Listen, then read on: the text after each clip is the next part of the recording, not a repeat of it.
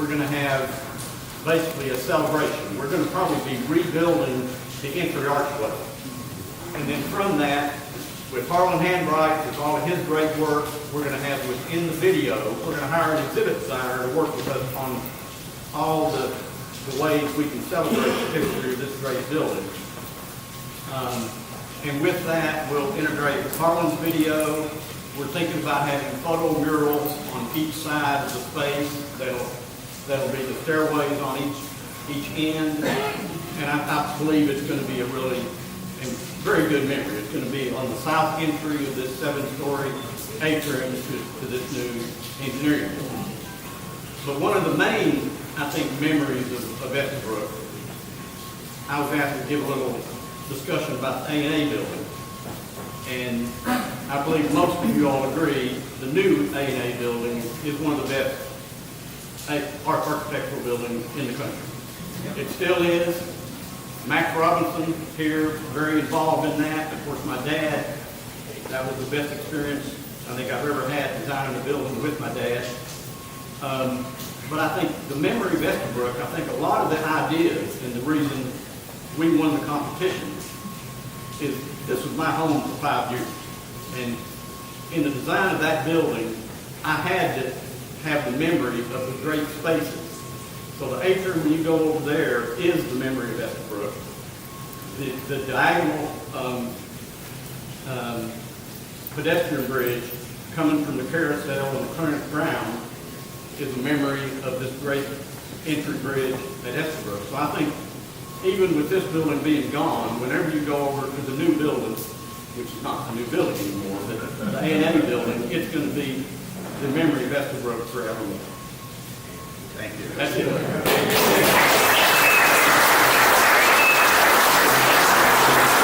hope with Harlan's 3D video in the lobby of the new building, we'll have the Melco video too. So we can work on that. Is the sun coming out some signals here? There's something else I don't give credit for. There were 2 showers in the building, of the new A&A building, that Pinky Robinson was the lead designer for those 2 showers. I lived here. I want to, one more thing before we finish up kind of this, and then we'll talk about Bill Shell and tonight. But You want me to say? I will let Pamela talk again about the scholarship. We all push it hard on the scholarship. Okay, but before we go, 2 things I want to say. In order to be able to have these memories preserved, please take a few moments and go back there and just tell a story, something that is the reason why you came back today, a memory maybe of your time here, maybe how your education and how that really developed your life. So if you can just take a moment and do that, that'd be great. I also wanted to share with this group, and he doesn't want me to say this, but Doug is receiving an award from the university this fall. It is an Alumni Service Award, and it is received for all the work that he has been responsible for on campus. There's too many buildings to name on campus that have the McCarty stamp on them. And so the dean and myself nominated him. He went through a process. He didn't even know this was going on. His colleagues, his assistant, we all got the information we needed, and he was one of the people accepted and will be receiving the award this October. So kudos to Doug.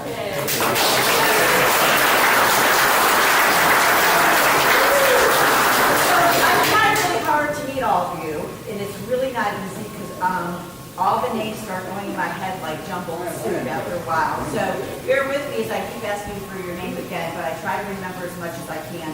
I'm the Director of Development for the college. I started about 2 years ago, and it's my role to help secure resources for the college and keep alumni connected in the way they wish to be connected. And so when Pinky started working on this, he said, do you think we should do a scholarship, and what does that really mean and look like? And so part to preserve the legacy of Estabrook, Pinky came up with the idea to do an Estabrook Legacy Scholarship. And basically what that entails is there is a minimum amount of money, but there is no maximum amount of money that can be put in the scholarship, okay? But there's a minimum amount in order to be able to have it endowed. And once it's endowed, it can last forever. And so I think that's part of the idea of here, is have something tied to this beautiful building that has a memory. And you as a group can decide how you want to give it out, if it's to a 3rd, 4th, or 5th year student. You can decide on that. You can just make it to be any student who's standing, those kinds of details. details are really kind of small, but it's the idea of gathering some funds to do it. So $25,000 is the minimum. About 4 or 5 people have already said they're willing to give $1,000, so we're on our way there. And if we can't get it all within the next, by the end of this fiscal year, by the end of this calendar year, annual gifts can be put into that fund. But the idea is to get it up to that amount so that it can start accruing revenue, we can start awarding it. It'd be really nice for y'all, like a year or two from now, to be able to start meeting the students that you're affecting their education. It's not easy, and you know it, to get a 5-year degree and walk out with debt. And that's what we're trying now. That is one of our major goals from the college administration standpoint, is to try to get our architects to graduate from non-debt. So we hope you'll think about it. I'll have some paperwork to me later, but if you need it sooner, I can go down to my car to get it. Okay? Okay. Okay. Hi, I'm Estabrook. I'm the president dean of the college. First, I want to thank Tom Robinson for all the hard work that he's done to get you all together. Some of you I've known for, this is my 8th year, I've known for 7 years. Some of you I've just met. Many of you have hired our students over the years and are still hiring them. We really appreciate that. They're great mentors for our students. Our students stand on your shoulders. Our success today is really based on the hard work and the preparation of all of you. Max, you were one of their teachers. We really appreciate your work, we still do. And I just want to say that it's so great to meet you. It's so great to have so many of you back. This is a great building, great memories. Like when I first came here, I remember looking at one of the first photos I saw was of Louis Kahn sitting down here. And that was his last public lecture in the United States before he passed away. So there's an incredible history here, and we're always going to build on that history. We're always going to support the legacy of this college. And it's so great to meet you. Have a great day. You're going to see Bill Shell's house in a few minutes, and I hope you really enjoy that. Again, thank you all.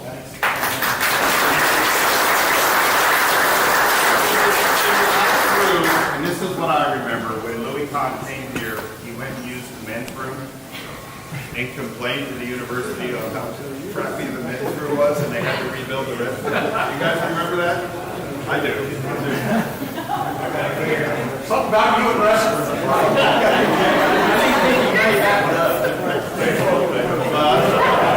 You remember the little curved wall?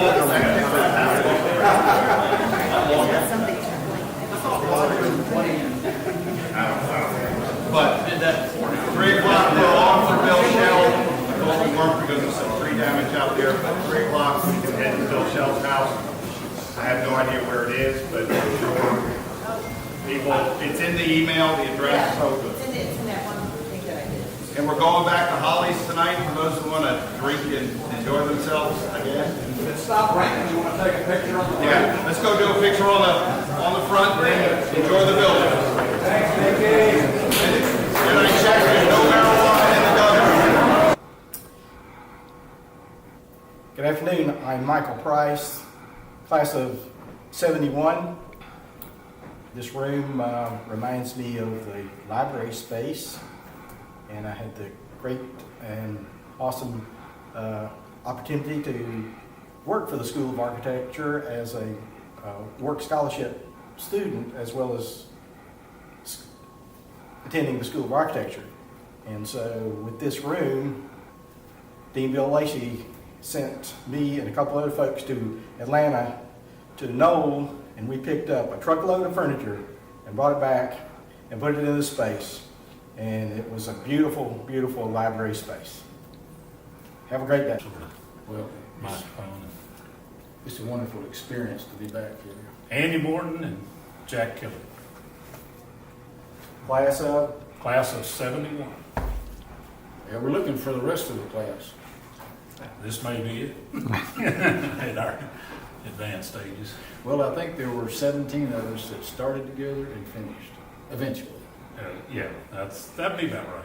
And out of a class that started of about 150 to 200, I'm not sure. Was it that many? 150. Okay. Of course, then our workload at that time was 19 hours. per quarter. Yeah, yeah. Well, just about every course. I think it was on purpose because they needed to have the attrition because they didn't have enough staff. That's right. For the upper grades. And their motto was only the ugly survive. Yeah, so way to go, Andy. Yeah, it worked. It worked. Yeah, we're looking forward to seeing some other folks and hearing from people, even if they don't show up. We want to know what they're doing, where they are. Good. Well, all right. Good to see you, Andy. And Harlan. And Harlan. Okay, my name is Al Johnson.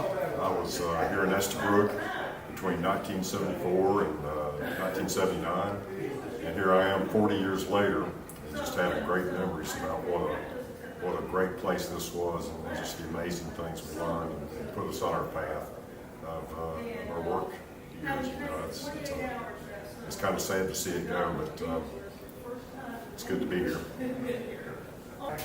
So I'm Marlene Davis, and I came to the University of Tennessee in 1994 as dean, and I served as dean for 10 years.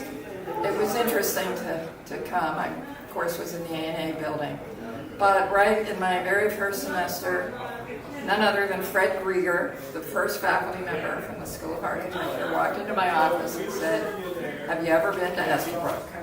You would understand the school if I took you to Estabrook. Let me take you to Estabrook."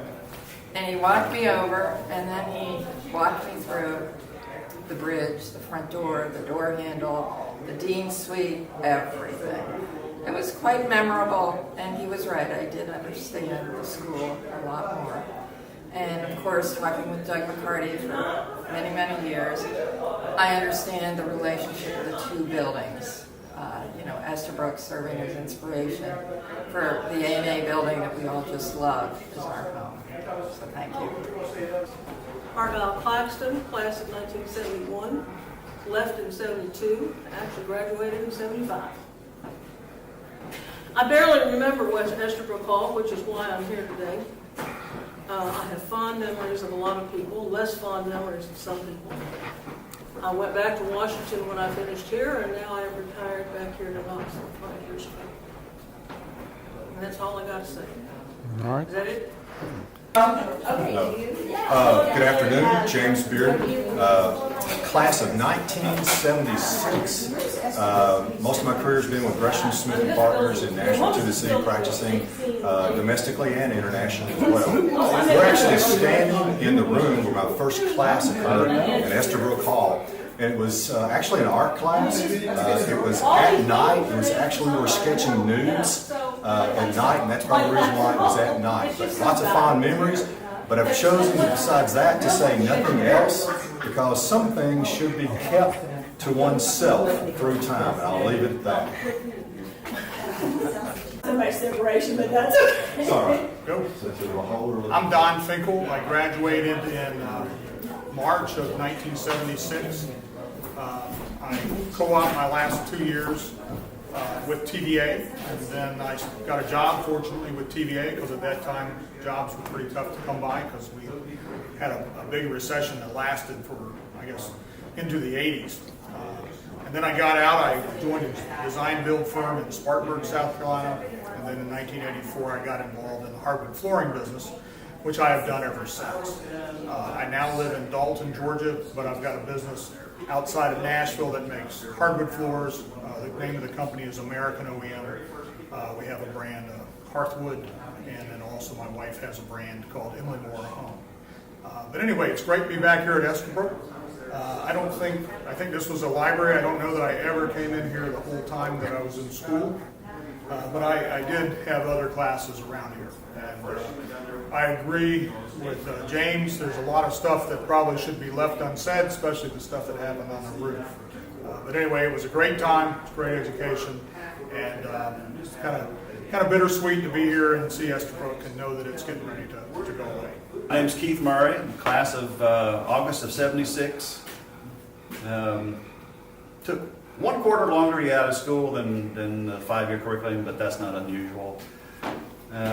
In 1975, actually just prior to 75, I traveled down to Nicaragua on the program we had down there, and then traveled overland with a guy named John Tyler. John's no longer with us. But we had a great time traveling through Mexico and Guatemala and Honduras and El Salvador. And we didn't realize it while we were on the road going down there, Christmas of '74, the revolution was cranking up. Sandinista rebels broke into a Christmas party hosted by the president's brother-in-law and kidnapped him. And we had no idea all this was going on.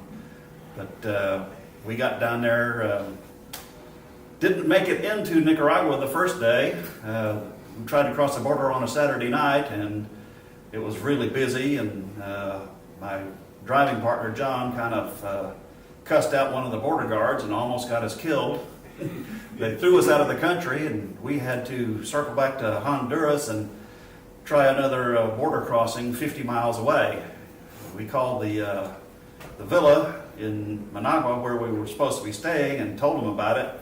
And they had the National Guard out looking for us all along the coast road, but we were taking the mountain road, so they weren't even finding us. But anyway, long story short, we spent 6 months in Nicaragua doing a couple major projects, building high-power bus stop covers and making designs for redesigning the city after the earthquake had destroyed it, and had a wonderful time down there. Never did any drugs at all, you know. Drank a lot of rum and a lot of Victoria beer, but we just traveled around the country as much as we could and got to know the local people as best we could, and was probably the highlight of my educational career. And I came back to the States in June of '75 and proceeded to plod my way to get going out the door and make a career in architecture. All right, quiet on the set. The three of us. Okay, I have a picture of you in the middle of the blue fields Right, guys, you're old enough for recording now. Move back a little bit. wearing my orange backpack. Yeah, because you wanted to have a picture taken of me, so I gave you my backpack and I took the picture. Yeah. I would love to have that. All right. Okay, ready? Okay. I'm John Cyril Stewart. I had all my Hey, slides guys. converted into Hey, guys. CD. Hey, all right, you know, step out. Continue the conversation, but. Are you still with yourself? So I'm John Cyril Stewart. I started off School of Architecture here in 1973 as John. I joined the second degree program. We had 21 in the class, and out of that class of 21, there were 7 Johns. So somewhere during the process, I became Cyril Stewart, using my middle name like a lot of other people did, and graduated in '76. I have great memories of this old building. I have great memories of my class and the classmates, the professors. Everything about it was just fantastic. Great experience in life. And I think the number of people here today attest to that. One of the great stories that was so much fun was from class to class, there was the key that was passed on. That was the key to Alumni Hall swimming pool. And so if you were doing an all-nighter and it was 3 in the morning, there'd be somebody that would wander through and say, anybody for a swim? And people would wander over and try to wake themselves up by taking a swim. We didn't want to get caught, so you never turned on the lights, so it was just the light of the street light streaming in from outside. It's the first time I've ever experienced a co-ed shower in a locker room. After my time, one of the classes was caught, and I suspect the key went away at that point in time. But great experiences, great memories. This is a fantastic place, great school. I'm Rick Jones, class of late '76. My father passed away in the spring of '76, and I was scheduled to go to Nicaragua then. And I almost didn't go, and my family tried to finally talk me into it. And I went to Nicaragua in like April of '76 and stayed 4 months, I think. And then came home, and my diploma came in the end of that year in the mail. Nicaragua was an experience, but I may be one of the only ones here that I was lucky enough to go to the Orient, now Asia, in '74 with Sinclair Huey. Sinclair had married a woman. Sinclair was from Taiwan, and his family was very influential there before 49, before Chiang Kai-shek took over China, and his family fled to Taiwan. So they had quite a bit of political pull still left. And Sinclair was homesick, and he married a lady from France, and he wanted to go back to see his family. So he talked the university into letting him take a group of students to Taiwan to help the Ministry of Education. And so he put that out, and 14 of us signed up. So it was 14 of us, Sinclair, his wife, and his 2 children, 18 total. We left in, I don't even know what month, but 74. Our responsibility was to get to Los Angeles, and then from there to, he learned when he had a group of 18, it was actually cheaper to travel as a group. And he managed to work out air flights to where instead of flying from Los Angeles straight to Taiwan, he could take us the long way for the same money. So we had our responsibility to get from here to LA. We got the plane on in LA. We flew to Tokyo, traveled around Tokyo for 2 weeks. Japan, actually, traveled around Japan for 2 weeks as tourists. Flew from Tokyo to Taipei, stayed in Taipei, traveled the island of Taiwan for 11 weeks. Tried to work with the Ministry of Education. They housed us, put us up in hostels, fed us, took care of us, but they were extremely threatened by us and intimidated by us. So they wouldn't let us help them. So we became just kind of this little group. We found some United States air bases that would let us on property so we could eat some American food occasionally and go to the PX. We stayed there for 11 weeks. We left there and flew to Bangkok. Stayed in Bangkok I think 3 we're days. about to do a group picture. Right? So And then- you've got to be in that too. Then left Bangkok, went to Hong Kong for 3 days. Left Hong Kong, went to Hawaii for 3 days. Flew back to LA, flew back to Nashville. 3 months, greatest time of my life. I'm Mark Schwartz. I started in 70. I was supposed to graduate in 75, but actually got stuck down in Nicaragua because of the earthquake and came back early in 76. I went down on one tour and drove my own car down there for the second tour, which was kind of neat. I'm one of the few that was on the original tour of China, where a group of us went over and worked for the Ministry of Education in Taiwan. Wouldn't be where I am today if I hadn't gone through those experiences, and like I said, drove literally almost to the Panama Canal down there. Former principal architect for the state of Tennessee, city architect for Nashville. I do large utility scale energy environmental projects, which I did for both those organizations. But again, wouldn't be here where I am today if it wasn't for experiences I got here. Thank you. Larry Dickey. I started here in 1969 with Dwayne Penway being my 5-in-1 instructor, and that got me on the right course through architecture. Dr. Savage was my principal instructor for 3 years, helped start the Nicaraguan program, did lots of other fun things like going out to Seattle's World's Fair, documenting it with the first video camera that the school had, to bring back what our experiences were. This school, Bob Church, Dean Hanson, all of the professors that I had really did a fantastic job preparing me for my life. For the last 5 years, I've been giving back to my local community on several local boards, industry related, the Florida Building Commission, the Florida Fire Code Commission, lots of things like that, and it's all because of the education I got here. Thanks. Robin Bassa, graduated in 1976, started in 71, was one of 5 women in my class of 90. From here I went to DC, went through the first half of my career, focused on building technology, specifications, working in firms, started a design firm with 3 partners. with offices in Georgetown. Firm won some awards, and a lot of what I learned here really gave me a grounding in how buildings go together. So my focus in my career has been that, and then moved from there into facilities management, worked for the Smithsonian for 10 years, 2 years doing restoration at the castle and fixing some leaks in the museums, and the next 7 heading facilities at the National Zoo. Moved to Chattanooga and have been in facilities since then, 7 years at a hospital, leading the design construction group there, and then now with TVA, where I have to finish out my career and then plan to travel. Was in the second group that went to Nicaragua. Have made great friendships here, and this has been a great basis for my career. Thank you. I'm Neil Richardson. This is Jeannie Richardson. I graduated in 1970 from the School of Architecture here. Jeannie and I met during my 3rd year of school here. Jeannie was a student of fine arts upstairs, and I was downstairs in architecture.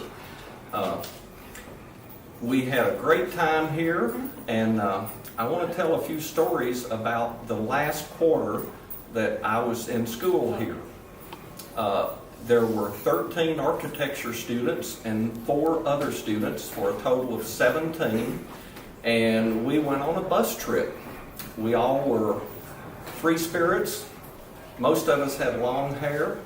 You got to remember, this was spring of 1970. We traveled in a converted Greyhound bus, slept on the ground, cooked our own food. Everything was paid for by money that we students pooled together, and our instructor, Gary Melnickove, contributed his salary for the quarter. So we spent 3 months touring the western United States. We traveled Highway 1 from Vancouver, Canada to Tijuana, Mexico. We made many stops along the way. A few highlights of the trip: we had a date set for John Carraway, who couldn't leave when we left. He met us in Denver, Colorado. He flew into the airport. So we pranksters, we decided we were going to have a little fun while we greeted him coming into the airport. So we had cameras, still cameras, and a 15mm camera.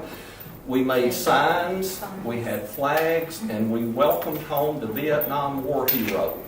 When he walked off the plane, Johnny comes marching home again. We applauded, held our signs up, and everybody in the airport participated in welcoming home our hero. So when John got on board, we took off.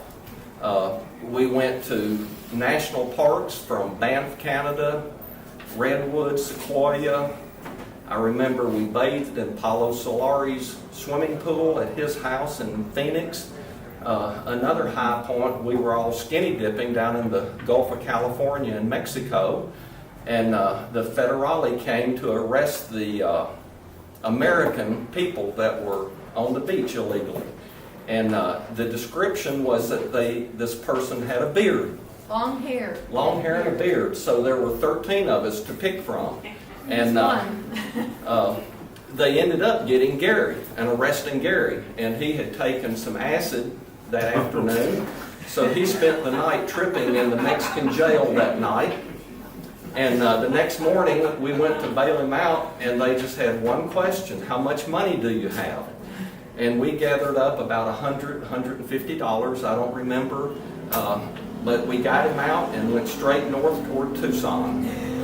But it was a really great trip. We saw lots of architecture, lots of natural environment, and just had a great time. And of course, I missed my graduation, so my diploma was mailed to my parents' home. What has happened to the movie, I have no idea, but with all of the things involved in the movie, I have a feeling someone grabbed it and destroyed it, but we still have the memories. So that's it. My name is Kim Hinton. I'm a graduate of the 1977 Bachelor of Architecture class. My talk is maybe going to be a little bit more serious. in that I loved being in this, it was called the School of Architecture when I enrolled. Dean Lacey had started the program, and then Bob Church had taken it. He died in the spring of '72, and I enrolled in the fall of '72. And we had a different dean after that.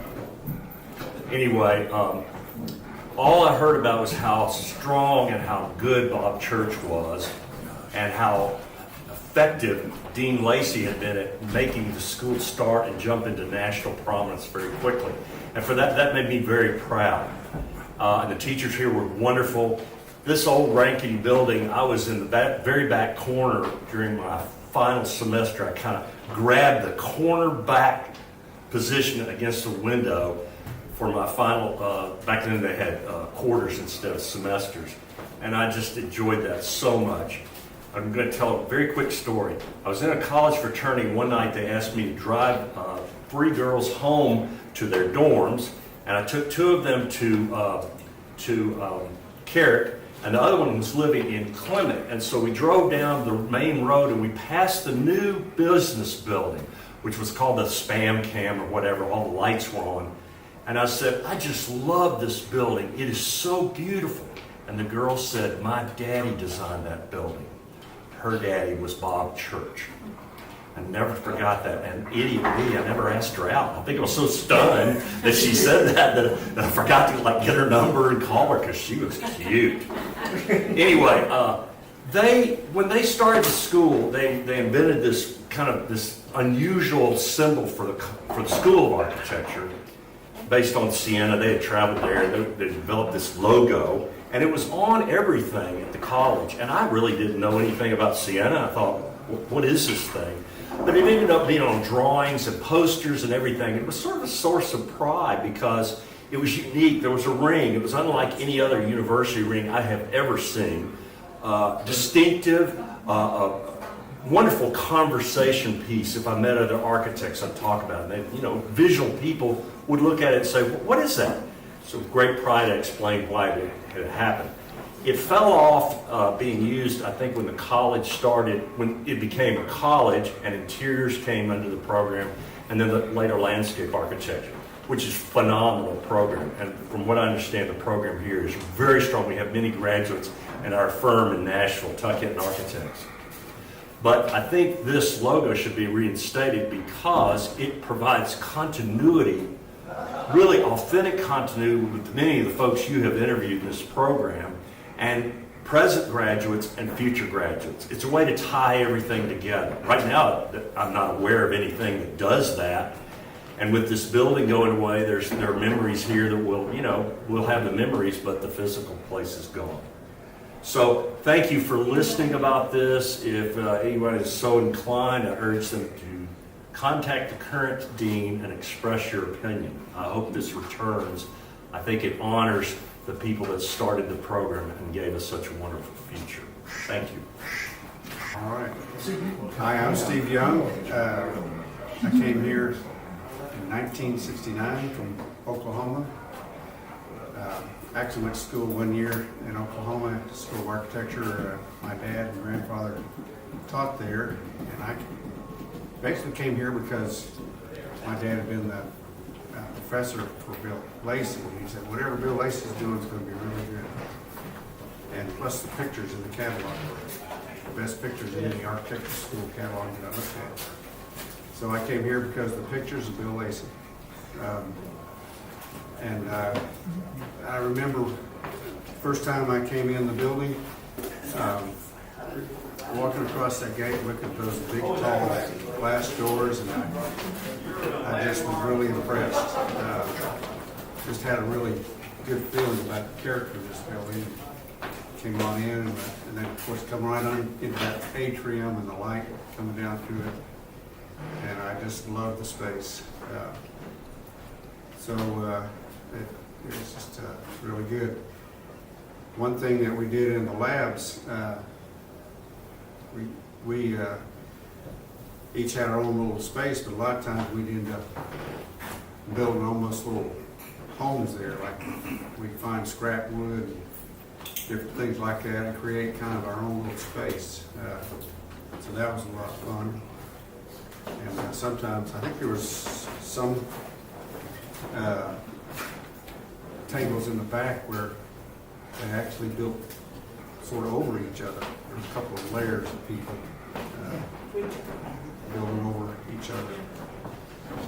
So I came in '69 and was having a good time, learning lots of things. And then I met my wife. And, well, she wasn't my wife when I met her, but I met this girl and we got married, and I dropped out for a while. Finally, I graduated, came back and graduated in December of 1976. Stayed here and thought this was a great place to live, and I've been here ever since in Knoxville, Tennessee. But I love this old building. I hate to see it go, and that's really about all I got to say. I'm Max Robinson. I joined the faculty here in September 1967 until Bob Church died in June of '72 when I went with his office. And then came back to school in 1983 and was here until my retirement in 2010. I've got a couple of stories to tell, one short and one long. The first, this whole reunion event was organized by Pinky Robinson, Thomas Robinson, and I think he needs to get credit for pulling a lot of this together. It's quite appropriate, though, that Pinky talked about his time in Estabrook when he lived in the building, literally lived with his dog for 2 quarters back in the back of the studio, back behind me. And I think it was also appropriate that Doug McCarty mentioned that, well, Pinky was working for MBH when the new building was being designed. Pinky was responsible for the design of the showers in that building, which was quite appropriate because as a faculty member, I'm not sure that Pinky took a shower during those 2 quarters that he was in Estabrook. The other moment that I want to relate is about Bob Church. And if anybody knew Bob Church, he was a character who was bigger than life. Both physically, he was quite large, and personality-wise, he was even larger. And so he was a very dominant person within the faculty and within the profession here in Knoxville. I taught class with Bob, design class, for several quarters. One of the times that we had was back, I would say, roughly in about 1968 or so. We had a studio in the far end of the building. We were in there that one day, shortly after 1 o'clock, waiting for the time that the class would start, about 1:30. A lot of the students were over the side of the studio with the windows open. It was a fairly warm day. The windows open, and we were kind of hanging out there, trying to catch a breath of fresh air. Looking out the window and watching all the things going by. We were looking into the side of Neyland Stadium, and there was a little parking lot down below. Well, here comes Bob Church, driving from his office over to the campus to meet us for the class. And he pulls up in this Pontiac Firebird convertible with the top down, whips into the parking space, jumps out of the car, the coattails of his sports coat, his plaid sports coat, flying, and had this cigar about this big around, chomping on it in his mouth, and goes swaggering into the side entrance of the building. Well, we all kind of backed off because we knew class was going to start, and I watched as one of the students, Lenny Solaro, who I believe was class of 70, turned around and says, "Man, now I know why I want to be an architect." And that's 2 of the moments that I remember that haven't been recorded yet. There you go. Hi, I'm Jim Ogle. I was class of 1973 at the School of Architecture. And this was sharing some stories about Estabrook. And I can remember the design labs. I think it's in 201 Estabrook, and going in there we had lots of good times in there. I think my first professor was Pat James in there, and then had Max Robinson, I think, in that lab, and also Manny Hertz. And I was working working on a presentation. I think it was probably in that lab, and working on a presentation one night. Of course, it's probably fairly late in the evening, and I was trying to do something with a poche on the presentation, and so I was looking for a surface that I could poche with a pencil, get a texture to it, and so I was, well, you know what, I remember up in the art rooms, the glass on the doors had a patterned glass on the backside. So I went upstairs and found one art studio, and it had a patterned glass, but it wasn't the right poche. It's something that wasn't conducive to what I wanted to have on the presentation. And so then I went to a second door, and sure enough, it had the right stuff, but it's on the inside of the door. So I opened the door up and I started to post my paper on the it's probably yellow trash, posted up on the door. Well, I wasn't paying attention to what was going on behind me, but there was an art class in process. It happened to be a nude figure drawing class, and so I'd opened the door into a nude figure drawing class and didn't realize it exactly, but I went ahead and figured, well, I've already intruded this far, so I went ahead and started posting my paper up on the glass and started to do the poche. And the professor comes over and says, "What are you doing?" I said, "Well, I needed a poche for my presentation, and so I'm using the surface of this glass." And he goes, "Well, we have a class going on." Well, I didn't realize that, and it was, of course, a nude figure drawing class. And he said, "Well, okay, just finish it and get out of here pretty quick." I said, "Okay." And he told the model, he said, "Let's take a break." So the model covered up and walked off the platform. So closest I came to actually catching the nude model at classes at Estabrook. John Bigham, class of 73. 5 years in the School of Architecture, 5 deans. It was interesting. I got to go on the second European tour, led by Max Robinson, and unfortunately he was recovering from mononucleosis. Glad he lived through it. I remember in one of our, toward the end of the term there at school, we pushed Gaither's Volkswagen onto the bridge at Estabrook. Nothing fell through, fortunately. I remember an interesting class with Jerry Walls in structure, and on the first day that we had gotten homework back, he told us, now this is a man who didn't raise his voice, he told us very clearly that we were not to turn our homework on anything other than engineer's computation paper. And he did it without raising his voice, but it's the kind of thing that a man might say, "Don't you ever come around my daughter again." Jerry was an interesting person. I had Bill Shell for design in third year. Now, those who remember Bill Shell would remember him as a man who demanded a lot. I did live through the class. In fifth year, we had this seminar, 1 hour class, and some of us had had Bill Shell for design professor. He was the teacher there. There was 1 or 2 students who had transferred in and really didn't know him.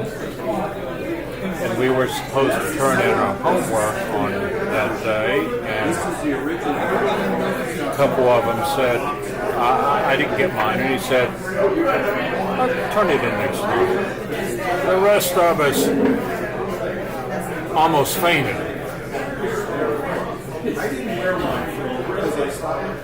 Bill Shell mellowed a bit. Now looking back, I, along with all the other students who had him as a professor, really appreciated Bill Shell. Well, that's enough stories. My name's Pinky, or Tom Robinson. Everyone knows me as Pinky. And I think the most important memories I have to share about Estabrook and why we did this Estabrook weekend was it's about the building, the location of the building. Estabrook was detached from the university. It was kind of hidden behind the stadium. And it allowed us to do things that I don't think you could do at the rest of the UT campus. You know, you'll hear some more stories about some of us slept in the building because we couldn't afford apartments, and you couldn't have done that anywhere else because the building was so off to the side. But we were able to have just a family relationship in that building that I don't think you got anywhere else in the university. The fact that it couldn't lock its doors 24/7 allowed that family atmosphere to happen. The other thing about Estabrook is, and I think most of us remember sitting on the bridge, looking in the atrium, but the bridge and the three ways you enter a building, I learned at Estabrook. You crossed the bridge, you walked under in the covered area, and then you found those two 12-foot doors, and that sense of entry, of entering a building 3 times, I've only ever really seen at Estabrook. A couple buildings I tried to get that into the design, but that's what made Estabrook the building it was. The way you enter the building, and then the atrium space, and leaning against the handrail, and seeing what was going on with the family inside that building. Those are my 2 memories of Estabrook. And I guess I have one more is, again, that family relationship in the building is my dog Sandy went to every class that I took in Estabrook. Sandy was the school mascot. She was part of my life, and she was part of that family of the students of Estabrook. But that's my memories, and I'm Pinky. Yeah, my name's Charlie Wolf, and I graduated from the School of Architecture winter quarter in 1974. And I think that I'm probably more famous for having a black 1954 with the shifter that was a Budweiser handle, and living in the design lab for 2 quarters, and my car served as a closet for all my clothes. I used to clean myself up at the aquatic center and sleep under my drafting table on a cot until Daryl Sanders rescued me and took me out to Mildred or Clyde Shelton's house out on Topside Road going out towards the airport. And I guess that's all I got to say.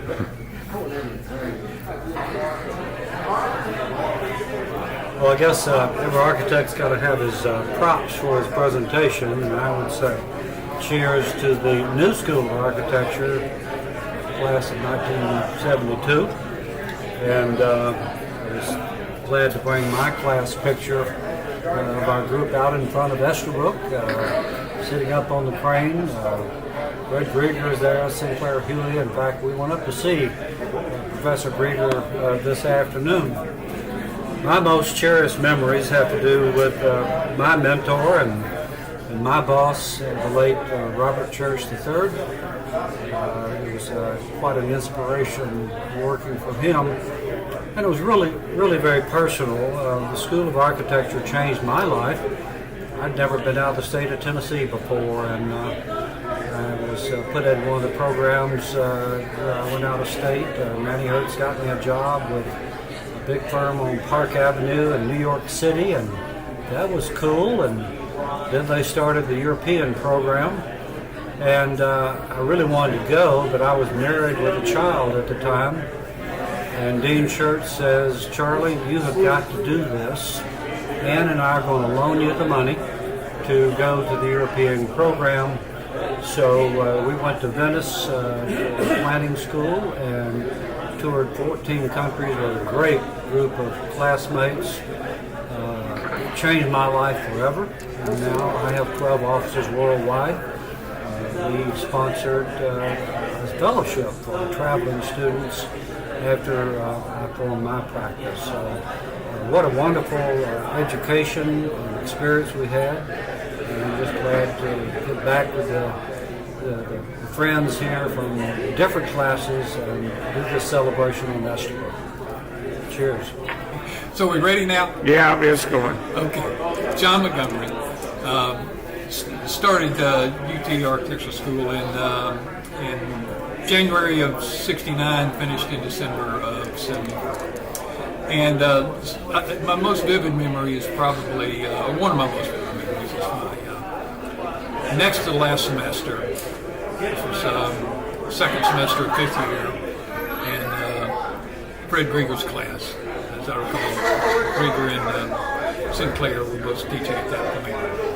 And late one afternoon, probably Friday afternoon, bottom floor of Estabrook, kind of late in the day, it was just Fred and Sinclair and myself and a fellow student named Jack Logan. And we were working on a project for the zoo, using the Knoxville Zoo as a model and design a new zoo.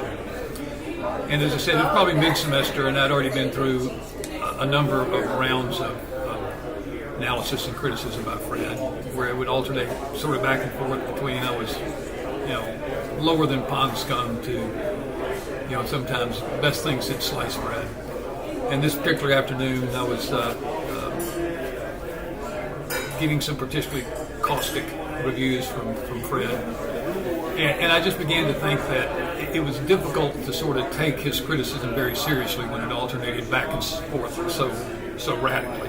And in particular when, as I think a lot of people who knew Fred might agree, that he would kind of attack the person personally rather than the work itself.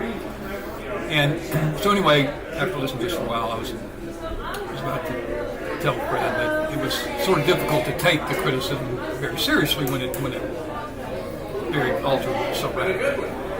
And so I started out by saying that. I said, Fred, I hear you, but it's kind of difficult to take your criticism seriously. And I didn't get very far into that when he kind of referred and said, don't call me Fred, call me Professor. And, this was the 70s, and an awful lot of us were pretty irreverent. I was as irreverent as most. And, I'd called pretty much all my professors by their first name up to that point. The only professor who I regularly called professor was Professor Forney, Joe Forney. But almost everyone else there I called by their first name. So anyway, Fred interrupted me and told me not to call him Fred, but to call him Professor. And again, kind of laid into me for a while. And I finally said, I don't have enough respect for you to call you Professor. Which is clearly the wrong thing to say. And he said, get out! Get out! And I can't remember if I just sat there and he got out or if I left. I can't remember which. But after that, the rest of the semester, he and I had a very tenuous truce, and I ended up with a D, took my D and went on. But it was just sort of one of my more vivid memories of school and Fred Grieger. Showtime. Dennis Rogers. I graduated in 1980. I did the work-study program. Started in 70, and it took me a little longer than 5 years to get through the program. But I did construction the whole way through, and when I graduated, no student debt, which was good. Another experience in itself. I'm from the big city of Etowah, Tennessee, and a good place to grow up when you're growing up. And been a wonderful experience to be in this profession. I feel so blessed and have been very lucky to have stumbled upon this. And had very good experience with the University in Tennessee and all the programs that happened, the experiences. I was lucky enough to go to Nicaragua. 9th day there on the first trip. Broke my leg, got thrown out of a Jeep, an accident, experienced the medical facilities firsthand, and lucky they didn't take a machete and cut my leg off to save my life. but survived that and went through the wheelchair, crutches, walking cane, and then put my name in the hat again. And the following September, they said I could go back. And 3 hours after I got off the plane, I met my wife. We knew each other for about less than 3 months. Proposed on a Tuesday evening, married Friday morning, and we've been married for over 40 years. And so, best friend in my ever met in my life, and just so fortunate to have had that experience as well. And one thing for sure, I never knew what the word underdeveloped meant, with no doubt about it. That was an eye-opening experience as well. But as far as the program and to go through the design labs day and night, and I remember over the design lab to the left where you could open the windows and crawl out on the roof and sat out there to kind of rest for a minute. And several times I woke up when the sun came up for some reason. But it was all exceptionally great from the experience I've had, and knowledge, and very glad I had been able to go and experience Estabrook Hall. Certainly going to miss it. I'm going to go by and it's not going to be there. But very, very blessed. Great job. That's about it. I bet I probably forgot more stories than I can tell, but it's a short version today. Thank you.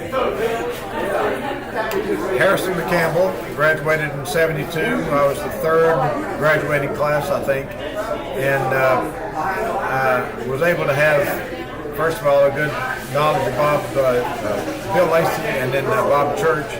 I had Bob Church for 2 design classes back to back, probably my 3rd year, 4th year, that not many people had. So learned a lot from him and wound up working with him briefly at McCarty Holsapple. But when I started in architecture,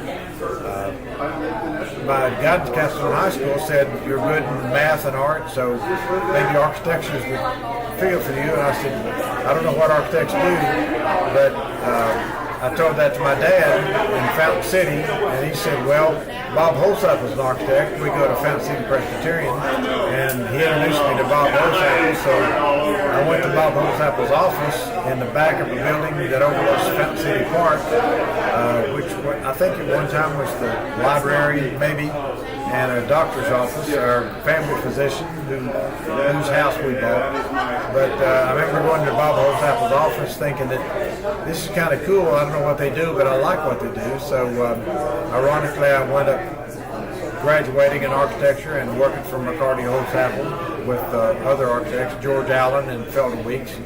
But over the years, I was able to get to a specialized field. So all I do now is chase leaks for a living. My license plate is water boy because from a functional standpoint, I investigate and litigate on how water gets into the building envelope. So I've done now almost 200 cases as expert witness as an architect, and that's why I'll probably never retire. I make a good hourly figure. When I'm talking to attorneys, they pay me and I don't pay them. I'm a one-man office, work out of my home, so why would I quit that job? So I owe a lot to the School of Architecture and the discipline and the creativity and the design that they taught me to look beyond what you think you see and ask questions nobody else can ask.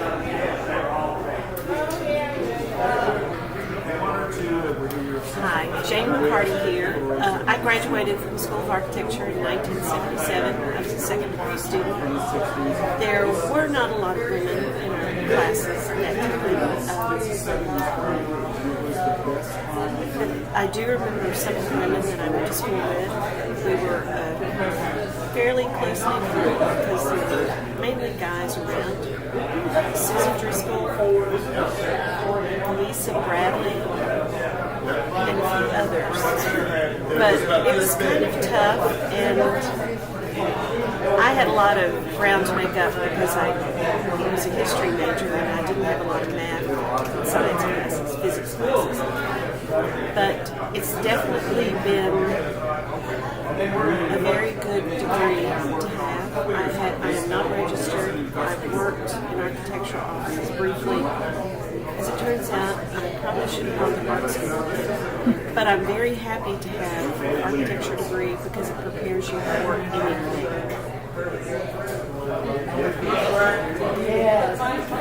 Hi, I'm Jim Odell. I was class of 1973 at the School of Architecture.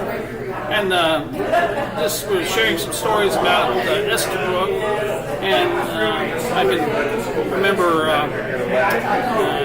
the design labs. I think it's in 201 Estabrook, and going in there we had lots of good times in there. I think my first professor was Pat James in there, and then had Max Robinson, I think, in that lab, and also Manny Hertz. And I was working on a presentation. I think it was probably in that lab, and working on a presentation one night. Of course, it's probably fairly late in the evening, and I was trying to do something with a poche on the presentation, and so I was looking for a surface that I could poche with a pencil, get a texture to it, And so I was thought, well, you know what? I remember up in the art rooms, the glass on the doors had a patterned glass on the backside.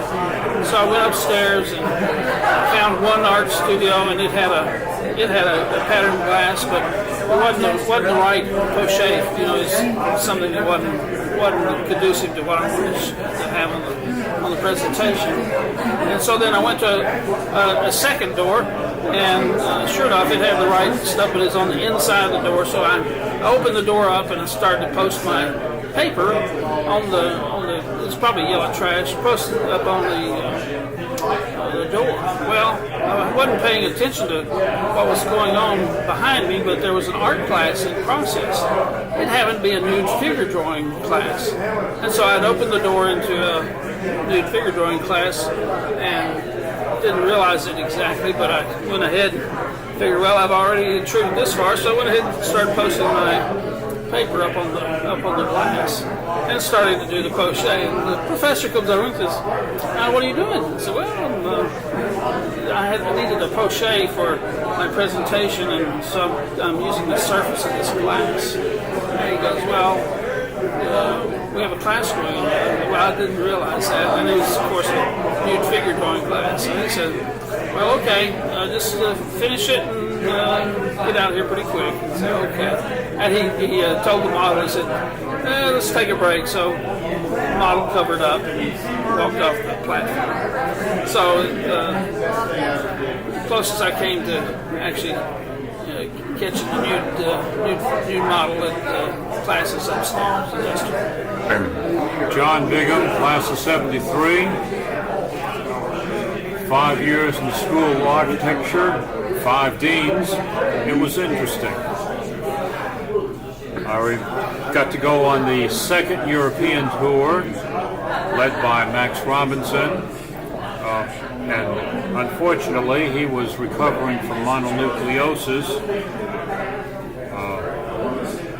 Glad he lived through it. I remember in one of our, toward the end of the term there at school, we pushed Gaither's Volkswagen onto the bridge at Estabrook. Nothing fell through, fortunately. I remember an interesting class with Jerry Walls and structure. And on the first day that we had gotten homework back, he told us, now this is a man who didn't raise his voice. He told us very clearly that we were not to turn our homework on anything other than engineer's computation paper. And he did it without raising his voice, but it's the kind of thing that a man might say, "Don't you ever come around my daughter again." Jerry was an interesting person. I had Bill Shell for design in third year. Now, those who remember Bill Shell would remember him as a man who demanded a lot. I did live through the class. In fifth year, we had this seminar, 1 hour class, and some of us had had Bill Shell for design professor. He was the teacher there. There was 1 or 2 students who had transferred in and really didn't know him. And we were supposed to turn in our homework on that day, and a couple of them said, I didn't get mine, and he said, I'll turn it in next time. The rest of us almost fainted.